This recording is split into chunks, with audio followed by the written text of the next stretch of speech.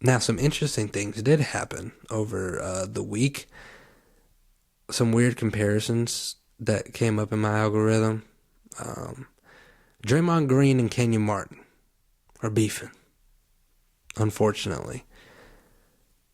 How this all started, I think, was Kenyon Martin went on a podcast and he didn't call Draymond Green soft. He just said that he was Draymond's real decisive who he picks on and who he doesn't pick on. Kind of like he picks on people who he knows he could probably beat up. That's the context of it. He wasn't calling him soft or anything like that. He was just saying that, he picks on the little guy more. Let's just put it that way. And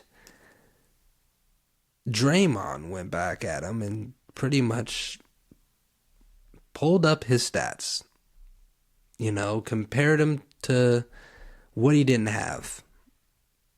And then Kenyon Martin came back and pulled up his stats and told Draymond Green what he didn't have that Kenyon Martin had. Okay, it's what I've concluded in this is a weird comparison. Two completely different styles of basketball players that play the same position in two different eras, I might add. Kmart's era, the late 90s, early 2000s, it was a power forward era. By far, you had Tim Duncan, KG, Rasheed Wallace, Ben Wallace, Zach Randolph, my cousin Antonio McDyess, Andre Karolinko, AK-47, like Chris Webber. The era of power forwards was definitely in the early 2000s, and Kmart was smack dab in the prime of that. And it was a different style of basketball. Your power forwards weren't, stretching the floor like they are today. And if they did, they were rare, like a Lamar Odom or a Hedo Turkoglu, guys like that.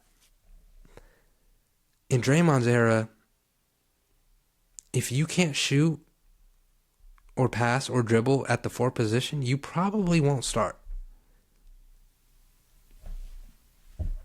There was more skill needed in this era when it came to the power forward position. I mean, look at him. Anthony Davis, Giannis, Kevin Durant, even LeBron plays four. So, two completely different eras, two completely different players stylistically. Kmart was more of a scorer. He was asked to score, and he was a great defender, by the way. I think that was a big argument. Is Draymond's a better defender than Kmart? He is, but Kmart got screwed off a lot of all defensive teams during those years in the 2000s. So he was a very good defender. My opinion is they're both Hall of Famers, okay? Draymond's got 4 chips. Kenyon has none. He's been to the finals twice. He played the Lakers with Kobe and Shaq. Good luck beating that team. You're not gonna.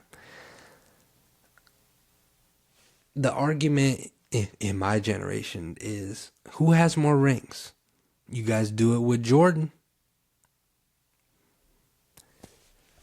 So are you Jordan guys going to not count the rings for Kenyon Martin?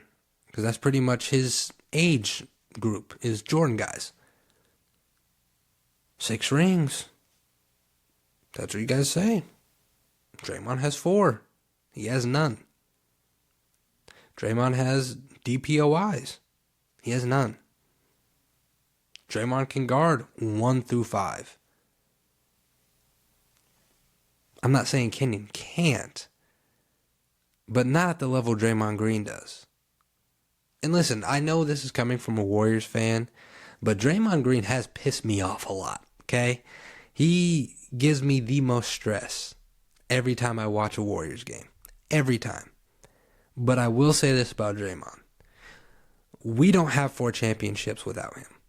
That's a fact. I'll put it to you like this. Here's what we're going to do.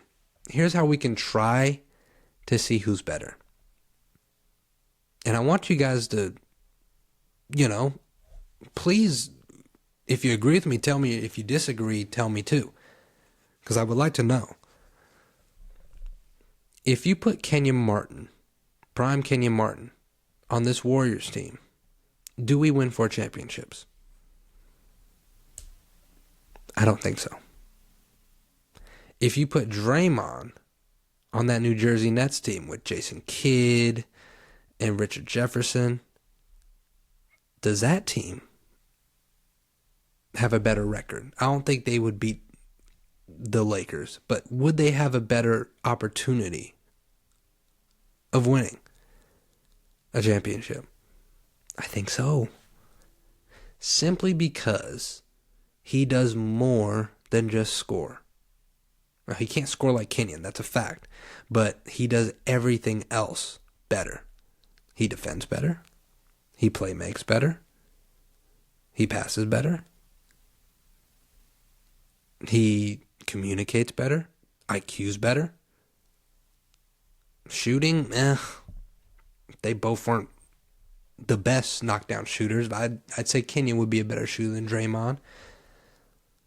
But I think Draymond's just a better player. Not because of the accolades. Because of the stuff that he has to do as an undersized power forward. And Kenyon called him the ultimate glue guy, which was so disrespectful. Listen, I get it, but Draymond Green is not a glue guy. Glue guys don't get DPOYs, first team all defenses, and 4 championships. That's not a glue guy. Udonis Haslem at the end of his career is a glue guy. DeAndre Jordan currently is a glue guy. People that are on the bench that can control the locker room, give advice to the young guys. Draymond Green is not a glue guy, Kenyon. I'm sorry. Some of the stuff I did agree with you on. I do agree that you are a better scorer than Draymond Green. I do agree that the power forward era that you played in was a lot tougher than the power forward era today. I know that personally because my cousin Antonio McDyess, he played in that era. But the ultimate glue guy, hell no, he's not a glue guy. And listen, I know you want to take the championships and the accolades out the way and take Steph Curry and Klay Thompson out of the picture. But if you take Draymond Green out of the picture, we don't have 4 championships. We may have 1, maybe, but we don't have 4. Draymond Green did a lot in his prime and still does a lot today. And he's asked to do a lot. In that era, you were guarding the best power forward. Draymond Green's guarding the best player. Not just a player in his position. 1 through 5. So, if you think that Kenyon is better than Draymond, let me know. I would love to debate it. I don't think so. This isn't about who's tougher. This isn't about who could beat each other's ass. This ain't about that. It's about basketball. Who was the better basketball player? I think it's Draymond Green. It's close. It's a weird matchup, by the way. It's weird. It's like having a versus with Future and Kendrick. There's just 2 completely different styles of basketball. But it is interesting. It is interesting.